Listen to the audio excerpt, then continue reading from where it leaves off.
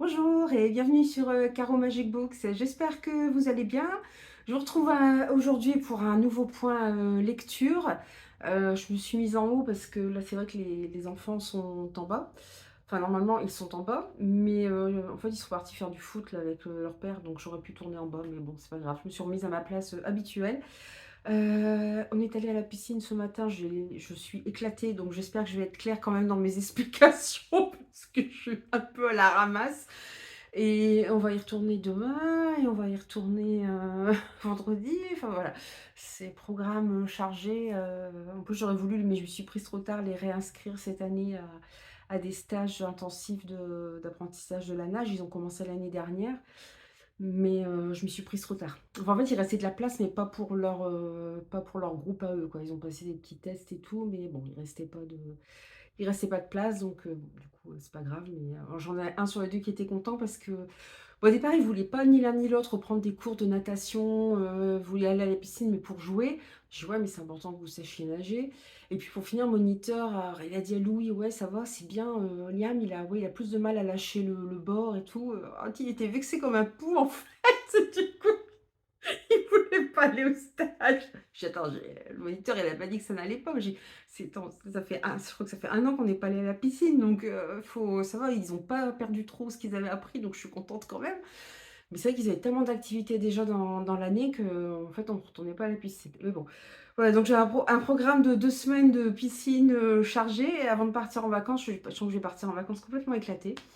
En plus, je crois qu'on est parti pour des vacances un peu sportives parce qu'avec eux, faut tout le temps bouger, on va prendre les vélos, tout ça. Moi, je suis pas une grande sportive, donc je crois que je vais m'amuser. Ça va être mais bon, on verra bien, hein, une chose à la fois. Donc sinon, pour l'instant, voilà, on va reparler, alors oui, je suis allée, hier, au ciné, voir, Transformers, le dernier.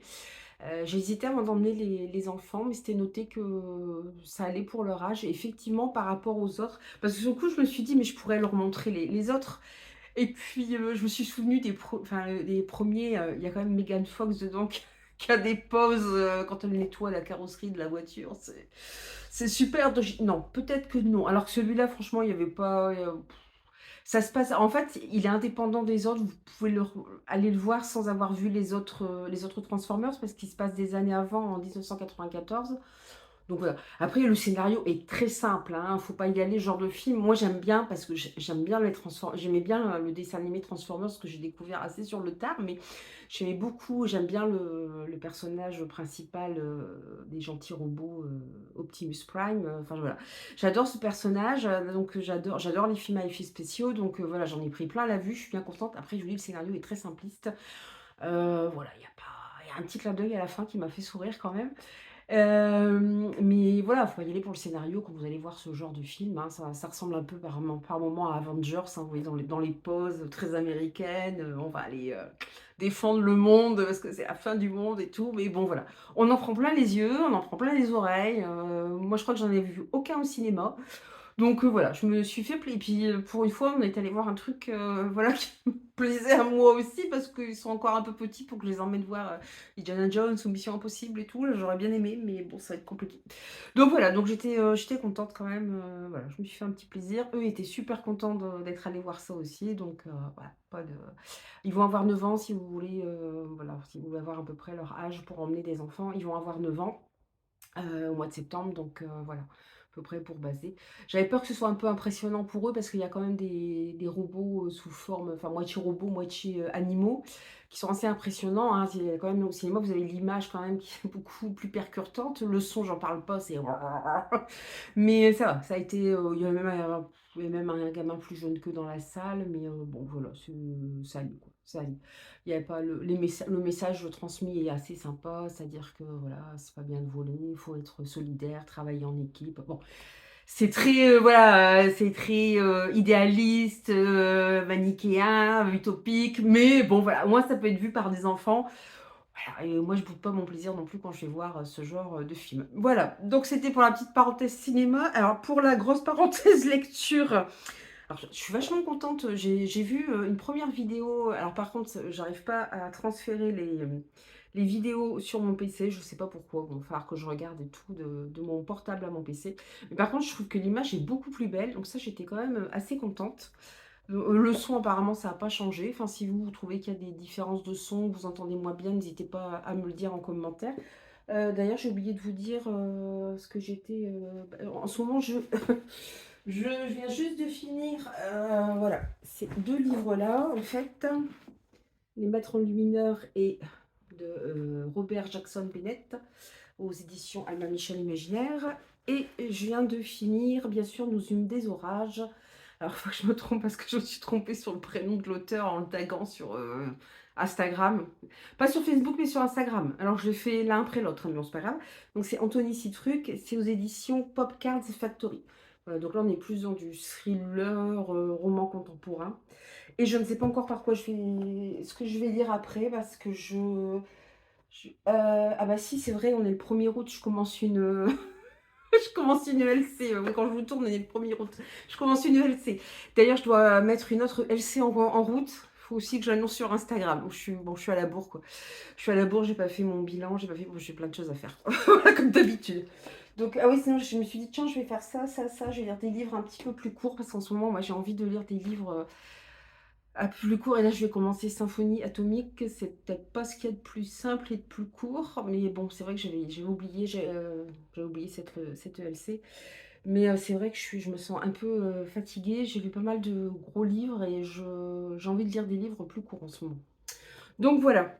Sinon, je me suis rendu compte, je me parce que je vous avais noté la dernière fois dans le point lecture qu'il y avait beaucoup de livres avec le mot mort dedans, mais j'en avais oublié un. J'ai oublié de vous présenter. C'est La mort porte conseil de Hervé Paolini. C'est Serge Safran, éditeur. Alors le livre, il ne sortira qu'en septembre, par contre. Si je pense, je vous en reparlerai en septembre, mais il y aura eu les vacances et tout entre deux, donc je ne vous garantis pas. Mais voilà, sachez qu'il sort en septembre si jamais vous voulez vous le procurer. En fait, on va suivre un homme, Félix, qui est proche de la retraite. Il travaille dans une entreprise agricole et il va un peu nous raconter sa vie. C'est un homme voilà, qui a gravi les échelons, qui a épousé la fille de l'entreprise pour laquelle il travaille. Qui a épousé la fille, non, du la fille du propriétaire de l'entreprise agricole pour laquelle il travaille. Voilà, il a un très bon poste. Maintenant, c'est son beau-frère qui s'occupe de l'entreprise avec lui. Voilà, ils ont des parts tous les deux dans l'entreprise. Et il a 2 filles. Et voilà, en fait, ça commence. Sa femme est en train de. Je vais poser mon cahier là parce que ça me pèse sur les doigts. Sa femme est en train de mourir d'un cancer, et enfin, elle est même morte au début du livre. Et il a épousé une des infirmières de sa femme, qui est beaucoup plus jeune que lui, qui a un fils. Et on est déjà quelques années après, le fils a grandi, et en fait, il a un comportement avec Félix, lui qui a toujours été un homme respecté dans la petite ville où il habite, tout ça, il a un comportement complètement irrespectueux vis-à-vis de son beau-père, voilà. Et Félix va nous raconter sa vie, comment il en est arrivé là. Par moments, il a des facettes quand même pas très sympathiques, surtout vis-à-vis de sa femme, alors qu'en plus elle était malade. Voilà, ça le rend pas super sympatoche, mais bon, en même temps, on a de la compassion pour lui, pour ce qu'il vit, à cause de sa nouvelle épouse, à cause de ce qui lui arrive dans sa vie privée, enfin vie professionnelle. Enfin, tout s'effondre un petit peu autour de lui. Il est complètement dépassé. Enfin, voilà, on a l'impression d'un récit pas de fin de vie, mais voilà, c'est un homme qui est bientôt à la retraite, voilà, qui fait un peu un bilan de sa vie, voilà, ses relations avec ses filles, et puis surtout ses difficultés avec le fils de sa nouvelle épouse. Et voilà, on sent peu à peu la tension qui monte et le drame qui va arriver, puisque ça devient de plus en plus tendu. Je vous en dis pas plus. Voilà, donc je vous dis, il sort au mois de septembre. L'écriture est voilà, on est pris dans le récit de Félix, hein. Ça pourrait paraître un peu banal, mais voilà, il a des côtés pas sympathiques, mais en même temps, ouais, il attise la compassion, parce que, bah, en arriver là, c'est un petit peu, voilà, c'est triste. Puis, ouais, il y a ce côté un peu suspense, thriller derrière aussi, qui fait que, voilà, ça reste un livre qui nous met quand même un peu, sous tension. Donc sorti en septembre. Alors, je consulte mon cahier parce que après je ne sais plus ce que j'ai. Vous allez avoir des super plans. Ah oui, alors celui-là, moi j'ai énormément aimé. Alors j'ai pas du tout regretté mon achat, hein, j'avais quand même, voilà, c'était Les Disparus du pays imaginaire de Eden Thomas chez De Saxus. Donc j'avais pris la version hardback, hein, j'avais comment une petite cagnotte sur Gilbert Joseph Rakuten, donc je m'étais fait plaisir. Et je ne regrette pas du tout parce que ça a été une super bonne, oui, un peu je sais pas si vous voyez, en fait on voit Wendy qui est là. Une super bonne lecture. On va retrouver Wendy des années après. Alors, ce qui est dit dans le livre, c'est que quand elle était jeune, elle a disparu avec ses deux frères dans la forêt et elle seule est revenue de la forêt. Ses deux frères ont disparu. Elle ne se souvient de rien. Là, on la retrouve. Blablabla. Elle va bientôt rentrer à la fac. Elle fait du bénévolat dans un hôpital. Et bon, en fait, c'est très compliqué. On se rend compte au fur et à mesure du récit à la maison, puisque ses parents portent quand même le deuil de leurs deux fils, parce que pour eux, ils ont disparu. Enfin, ils sont morts. Voilà, et c'est Wendy qui ne se souvient de rien, donc ça a quand même un poids dans leur vie de tous les jours. Et puis, mystérieusement, des enfants commencent à disparaître aussi, un peu de la même façon que Wendy et ses deux frères ont disparu. Donc évidemment, tous les regards se tournent vers elle, la police, et Wendy tombe enfin c'est plutôt un jeune homme qui tombe par hasard sur sa voiture, et ce jeune homme lui dit qu'il s'appelle Peter. Donc évidemment, alors tout le monde devine que c'est Peter Pan évidemment, sauf qu'elle ne se souvient de rien, lui se souvient parfaitement d'elle. Voilà, il va se passer des choses alors dans un thriller, voilà, c'est à la fois un thriller, c'est à la fois du fantastique. Évidemment, il y a plein de références à Peter Pan, au récit de... Alors moi, Peter Pan, j'ai jamais lu le roman, j'ai vu le dessin animé, mais j'ai jamais vu le roman. J'ai vu aussi Once Upon a Time où il faisait de Peter Pan un personnage de ouf. C'est, je- vous n'avez plus le même regard sur Peter Pan après, hein, c'est... Voilà, le pays imaginaire, waouh, au secours. Donc voilà, donc c'était vraiment une très bonne lecture. Je ne sais pas si ça plaira vraiment à tout le monde, mais moi j'ai beaucoup aimé. Alors le vocabulaire utilisé est très simple, hein. C'est vrai que ça fait presque young adulte, si ce n'est que le sujet n'est pas young adulte, puisqu'on parle de disparition d'enfants, c'est quand même pas super joyeux. Mais moi j'avoue que j'ai vraiment craqué, et j'ai complètement craqué sur le personnage de Peter Pan, je vous jure. C'était voilà, un petit crush sur Peter Pan. Enfin, voilà, c'est plus un petit garçon hein, dans l'histoire, hein, je vous rassure quand même. Bon, voilà, mais c'est vraiment. Puis voilà, ses rapports avec Wendy. On se demande ce qui s'est passé. Puis il y a le twist final. Enfin, c'est pas tout à fait le final du livre, mais on sait ce qu'est le pays imaginaire. On sait ce qui est arrivé aux frères de Wendy. Elle-même va se souvenir. Enfin voilà, c'était vraiment une très bonne lecture. Bon, je dirais, le vocabulaire n'est pas super développé, mais voilà, c'est vraiment très agréable à lire. Moi, j'ai beaucoup aimé les personnages, j'ai beaucoup aimé ce twist sur le pays imaginaire. Et puis alors, par contre, il y a un truc qui m'a fait, je ne sais pas si vous l'avez lu ou si vous le lisez, vous me direz si... En même temps, j'ai peur de vous dire. Il y a un personnage dedans qui est le voisin de Wendy, qui m'a fait penser à un autre personnage de Peter Pan. Mais j'avoue que je veux pas... Enfin, je pense que c'est un clin d'œil en fait.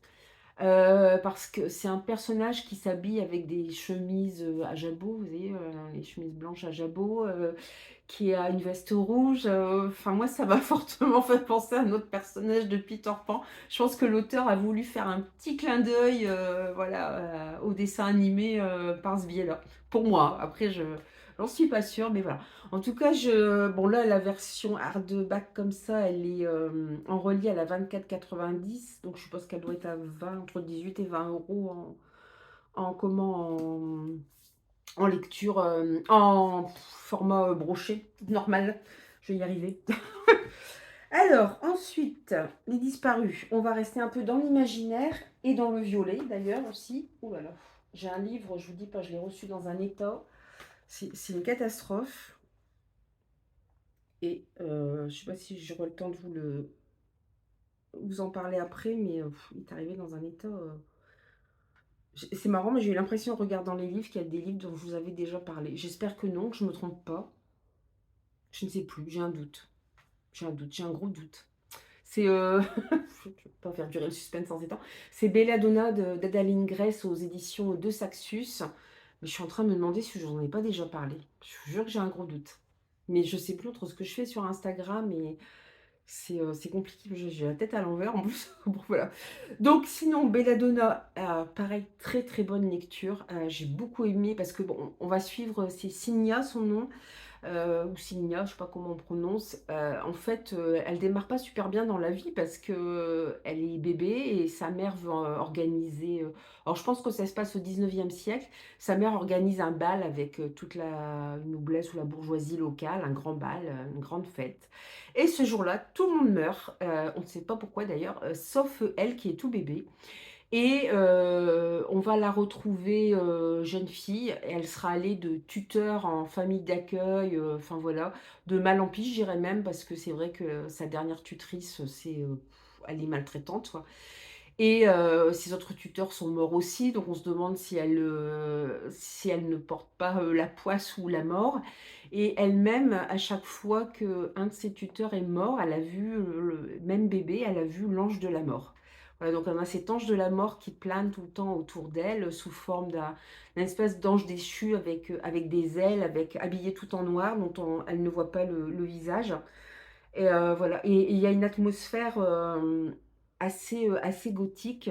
Moi, j'adore ça, les atmosphères gothiques, hein, comme vous le savez, c'est voilà, j'adore ça. Elle va donc cette dernière tutrice va mourir, donc elle va se retrouver c'est la dernière famille, qu'elle est, de loin, dans un manoir, voilà. Dans un manoir où il y a eu un drame, la comment le l'épouse du propriétaire du manoir, enfin de son oncle par alliance, je crois, l'épouse de son oncle, est décédée. Elle a été malade très longtemps et elle est morte alors que c'était une femme pleine de vie, pleine de joie, donc elle a laissé un gros vide, dans le château.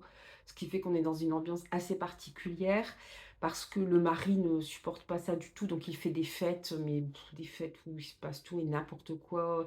Bon, il y a rien de graveleux, hein, il y a rien de mais il y a aucune con enfin, il y a pas de convenance, il grimpe sur les tables, il boit comme un trou, enfin voilà, c'est une catastrophe et c'est d'autant plus dur qu'il a un fils et une fille et sa fille, souffre des mêmes symptômes que sa mère, donc elle est en train de mourir à petit feu aussi.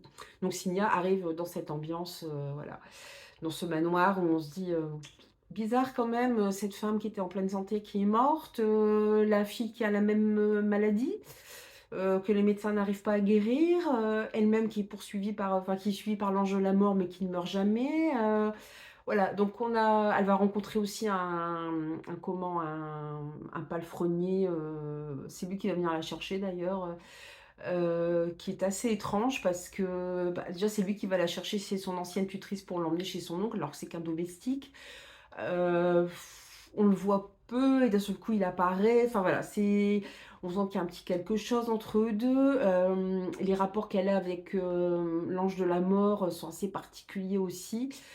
Donc, vraiment j'ai adoré cette atmosphère gothique. J'ai vraiment voilà, c'est le genre de livre que je regrette de ne pas avoir acheté en format papier. Bon, en même temps, c'est le tome 1, donc il y aura peut-être possibilité de se rattraper, plus tard. Mais vraiment un très bon roman gothique, s alors par contre il y a de l'humour, hein, contrairement au roman gothique, il y a beaucoup d'humour dedans.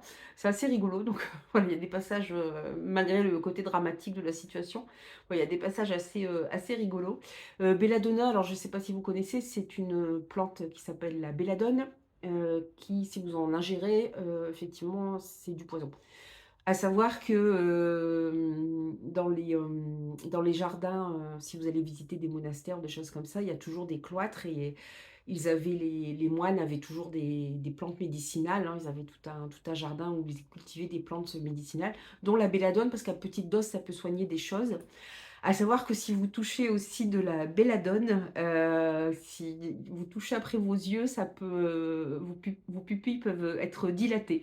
Voilà, donc j'ai pas fait des recherches, hein, on me l'a raconté, voilà, hem, c'est comme ça que je l'ai su. Par contre, si vous en ingérez Alors je ne sais pas quelle quantité, hein, mais c'est hyper nocif et c'est vrai qu'on en a vu en visitant, je sais plus où, un cloître, il y avait plein de plantes médicinales, il y avait de la belladone, donc ça ressemble c'est des baignoires, en fait, des petites baignoires.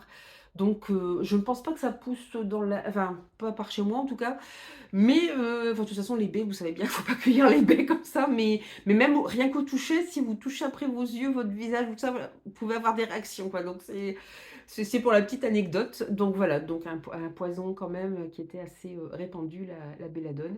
D'où le titre Belladonna, puisque voilà, les gens autour d'elle ont l'air de mourir de façon toujours un peu brutale, voire empoisonnée. Et c'est vrai que apparemment, durant le bal, alors qu'elle est bébé, ils ont tous été empoisonnés. Pourquoi, par qui, comment? Mystère. Voilà, donc un très beau roman, plein de mystères, un peu de romance, du gothique, voilà, tout ce que j'aime. Alors celui-là, je ne vais pas vous en reparler. Celui-là, je suis sûre de vous en avoir parlé. Ah, c'est acrobatique, hein, chez moi, les mais en fait, j'ai perdu des papiers. Si j'avais été en bas, ça aurait été plus simple aussi pour filmer, je pense, j'aurais peut-être dû. Alors, passons aux choses sérieuses. Non, j'ai lu, c'est pour ça que je vous dis en ce moment les pavés, j'ai lu La passeuse de mots, voilà, en lecture commune avec, je ne dis pas de bêtises, c'est Pauline, je ne retiens pas les noms à chaque fois.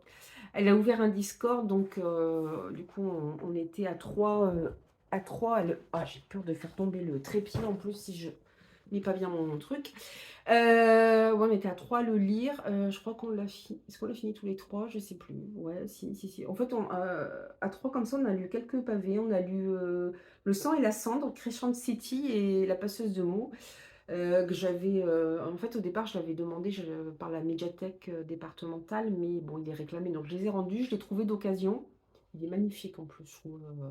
Ça m'a donné envie d'acheter le deuxième. Enfin, bon, 19 €, bon, c'est pas encore donné. Alors encore, ça va, c'est considéré young adulte. Mais bon, vous en avez certainement entendu parler de La passeuse de mots. On n'arrête pas d'en entendre parler depuis des années. Il y a un préquel, je crois, qui est sorti. Moi, un livre qui se situe entre deux. Il y a trois tomes en tout. Mais les trois tomes sont pas... Il y a un quatrième tome qui est attendu. Voilà, en tout cas, le premier, alors c'est Alric et Jennifer Twice. C'est des pseudonymes, hein, c'est pas leur vrai nom, parce que Jennifer Twice, elle a sorti un livre il y a pas longtemps, je ne sais plus quoi, donc sous son vrai nom, je suppose. Donc là, c'est chez Hachette Roman. Voilà, donc c'est une grosse pavasse de ouais, 750 pages. Mais alors sur le coup, j'ai commencé le livre, bon, ça commence de façon assez classique. Alors, voilà, on est dans de l'héroïque fantasy, young adulte, même s'il y a quand même des scènes un peu dures. Et on va suivre. En plus, j'ai bien aimé parce que je trouve qu'il y a plein de références à de l'héroïque fantasy. L'héroïne, par exemple, s'appelle Arya. Ça m'a fait penser à Arya Stark dans Game of Thrones. Qu'est-ce qu'il y a eu? Enfin, il y a les noms des personnages. Alors, bien sûr, je ne retiens pas. Alric, Kylian, voilà, je trouve que c'est des noms qui font très heroic fantasy, j'ai trouvé ça. Alors il y a un nom qui m'a fait rire aussi, enfin qui m'a fait sourire, parce que je trouve que si on met les lettres dans l'autre sens, si vous reprenez enfin, c'est pas tout à fait un oh ça va être une horreur au niveau des mots. Déjà d'habitude j'ai du mal, mais alors là, la piscine ce matin, ça m'a flinguée. Heu, je vais pas le retrouver évidemment, mais en fait le nom du personnage m'a fait penser à Lestat le vampire, voilà, de Anne Rice. Donc je trouve que c'était vraiment plein de références, à ce niveau-là et bon, j'en ai entendu d'autres. Ouais, il y en a d'autres aussi et puis en fait c'est plein de références à des mondes d'heroic fantasy. Arya est juste, elle est pâtissière comme sa mère, pour le palais royal. Elle est amie avec, le prince, le plus jeune des princes que son père déteste, l'empereur le déteste, certainement parce que sa mère est morte après, lui avoir donné naissance, certainement aussi parce qu'il n'a aucun pouvoir magique, hein. On est dans un monde de magie. Et puis, ils vivent, voilà, ils vivent, dans une ville où ils sont protégés, des créatures extérieures. Parce qu'il y a voilà, il y a des créatures qui menacent et malheureusement un jour ils sont attaqués. Arya se retrouve obligée de fuir et là elle va découvrir qu'elle est une passeuse de mots. Alors je me suis dit: «Mais comment les auteurs vont mettre en place une magie avec des mots?» Enfin, oui, vous allez me dire, c'est par les mots quand on lance des sorts, tout ça, mais là, c'est pas ça, c'est pas en lançant des sorts. C'est vraiment qu'elle va s'approprier les mots. Par exemple, bon, je vais vous donner un exemple pour que ce soit concret. Le premier mot qu'elle, s'approprie, c'est courage. Mais, comme elle est débutante, qu'elle ne sait pas, à la base, elle savait même pas qu'elle avait des pouvoirs magiques, hein, donc voilà, elle débarque complètement et par exemple, courage, alors ça la pousse par moments à avoir des actes, des actes héroïques, mais elle ne le contrôle pas, c'est-à-dire par moments, elle a des actes quasi suicidaires parce qu'elle a c'est plus du courage, c'est de la témérité. Il y a un moment, elle se sent hyper courageuse, donc elle décide de plonger du haut d'un rocher dans l'eau. Sauf que le Kylian qui est censé, voilà, qui a été mis sur sa route pour l'aider, la protéger, lui dit: «Non mais si là, si tu sautes, tu vas te tuer parce qu'il y a pas assez d'eau en bas, quoi». Enfin voilà, voilà les mots, ce que ça lui fait et petit à petit, elle doit, chercher d'autres mots, voilà, elle va faire un long voyage où elle va chercher tous les autres mots, en compagnie d'abord de Kylian. Alors c'est ce qu'on se disait, en lecture commune, Kylian, moi je ne savais pas si je devais le frapper ou tomber amoureuse quoi. C'est un personnage, non mais c'est un personnage qui est super, alors il est tout le temps, il a un espèce de burnou en fait, qu'on voit pas le bas de son visage. C'est un voleur et il est recherché, donc par moments, voilà, il est reconnu, mais pas dans quoi, connu comme le mouton noir. Il est, voilà, il est très sarcastique, très ironique, très distant avec Arya, il lui dit que c'est une grosse nulle quelque part, mais en même temps, on sent qu'il y a quelque chose derrière ce personnage, qu'il a de l'affection pour elle, voilà et on va voir, leur relation se développer et surtout, Arya va rencontrer d'autres personnes, ouais, personnages et qui vont peu à peu intégrer leur petite bande, et c'était bien fait. Vous allez me dire, ça fait assez classique, mais c'était bien fait parce que en fait, Kylian ne veut pas d'autres personnes avec eux, mais Arya est quelqu'un de très bienveillant, de voilà, qui ouvre facilement son cœur aux autres, qui s'adapte aux autres, qui voit, ce qui ne va pas, quand ils ont un problème, quand ils ne sont pas bien, elle va les voir spontanément. Voilà, c'est quelqu'un qui a vraiment un cœur, un grand cœur, ce que lui reproche Kylian, parce qu'il lui dit qu'elle fait un peu n'importe quoi et qu'elle fait pas attention à qui elle fréquente. À commencer par lui d'ailleurs, enfin bon, en même temps, voilà, c'est lui qui a été envoyé comme guide, donc c'est pas comme si elle avait beaucoup le choix. Et alors le début est assez classique, et puis après j'ai trouvé que c'était long, je me suis dit: «Oh là là, il y a 750 pages, l'horreur». Et puis alors, ils arrivent à un endroit, à un moment, c'est la vallée de la peur. Je vais pas retrouver le nom comme d'habitude. Et là, je m'en suis pris plein la tête. Je me suis dit: «Ah ouais, quand même!» Et vraiment là, j'étais prise dans le roman, c'était génial. Il y a encore un petit ralentissement, je dirais, à la fin du livre, mais vraiment c'est super parce qu'en fait, elle va visiter plusieurs mondes, voilà et c'est vraiment, pour ça je trouve que c'est plein de références à de l'heroic fantasy parce qu'on retrouve plusieurs, mythes, de créatures fantastiques ou de cités mystérieuses, voilà, on va avoir, alors je ne veux pas trop vous en dire non plus, mais voilà, on va avoir des pirates, par exemple, des choses comme mais voilà, d'autres personnages, mais je peux pas trop vous en dire, mais c'est vraiment parce que c'est pas marqué non plus dans le résumé, je pense. Bon.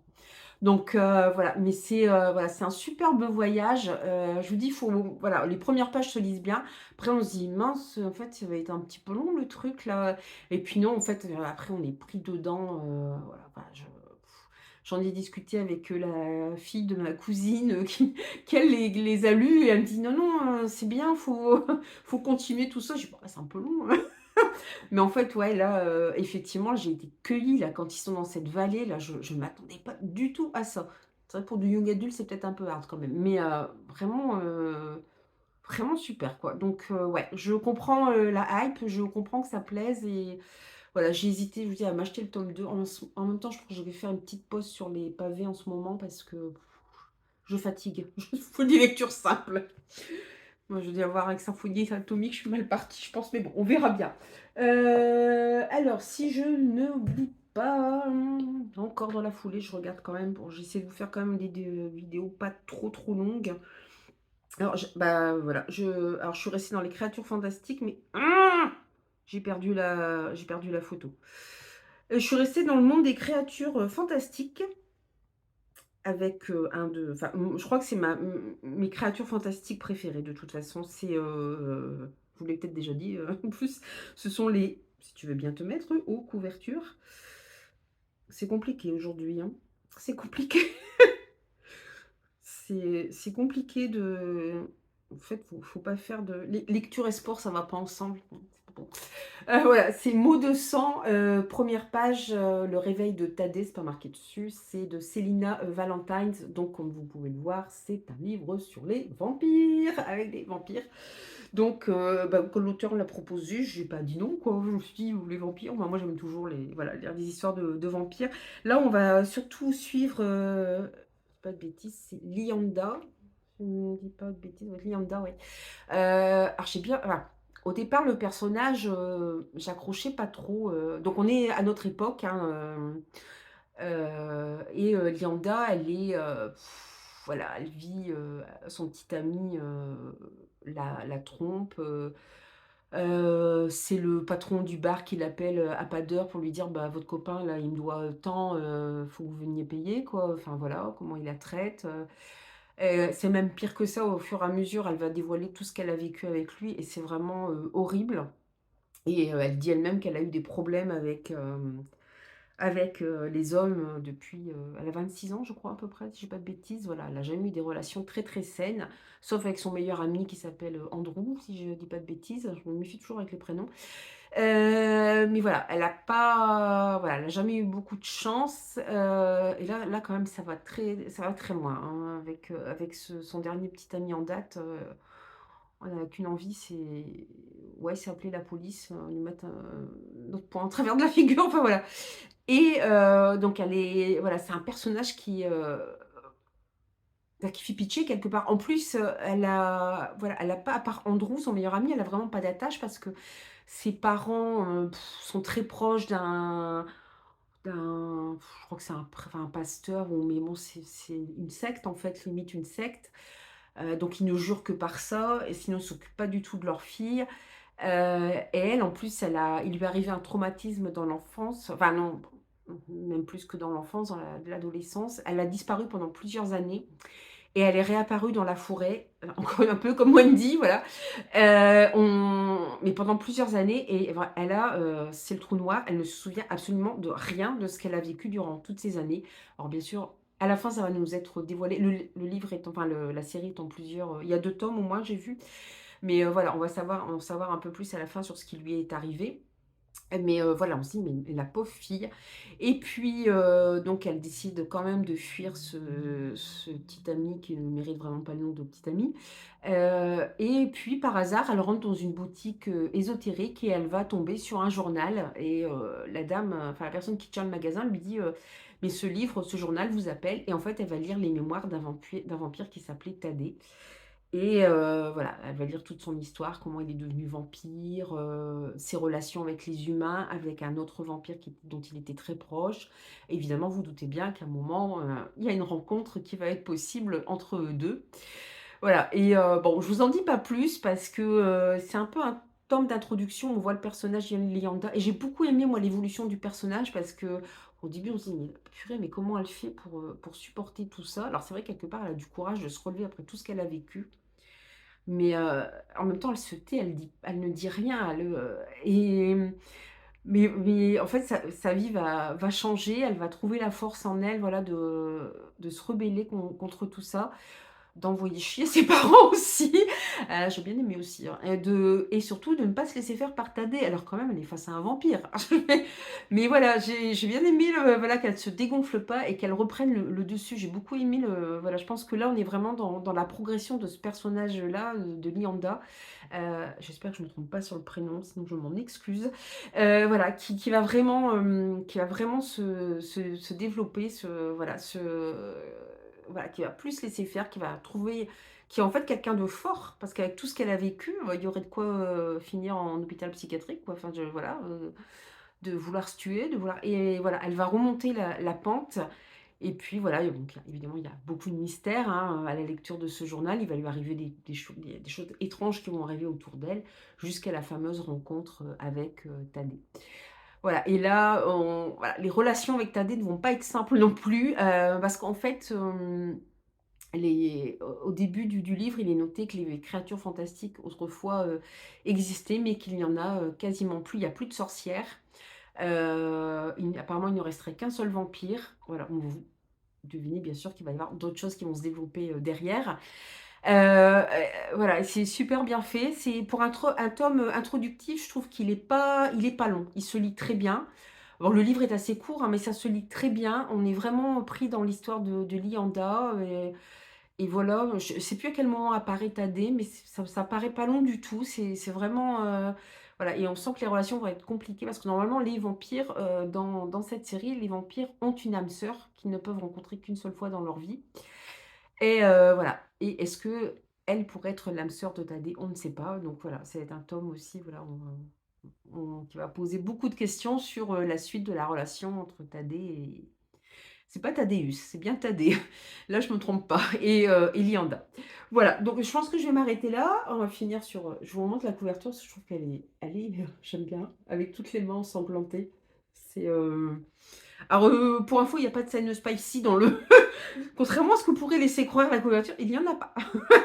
Donc vous attendez pas alors bien sûr, dès qu'il y a un petit peu de romance, parce que bon, c'est un peu le but aussi, mais bon, il y a pas de scène, voilà, de scène spicy, pour ceux qui n'aiment pas trop ou qui voilà, ou qui chercheraient plus quelque chose comme ça, il y en a pas. C'est pas, je vous renverrai à Anita Black pour ça, voilà, de Laurel K. Hamilton, qui est de l'urban fantasy. Là, je peux vous dire qu'il y en a des scènes pas ici, mais c'est un autre sujet.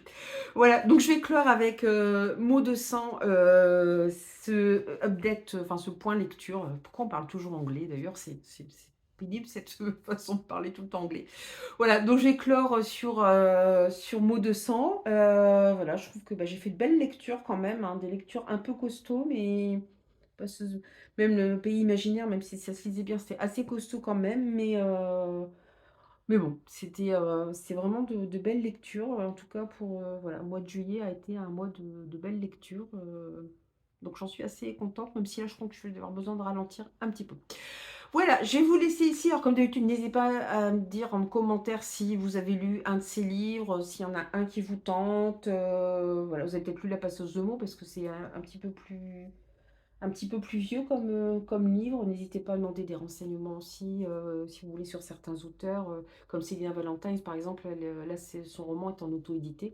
Si vous voulez plus d'infos, enfin, n'hésitez pas à demander, voilà, en commentaire. Je suis là. Même si je pars en vacances, je vais essayer quand même de ne pas complètement décrocher. Voilà, je vais vous laisser ici. Je vous souhaite comme d'habitude de belles aventures livresques et je vous dis à très bientôt. Bye bye.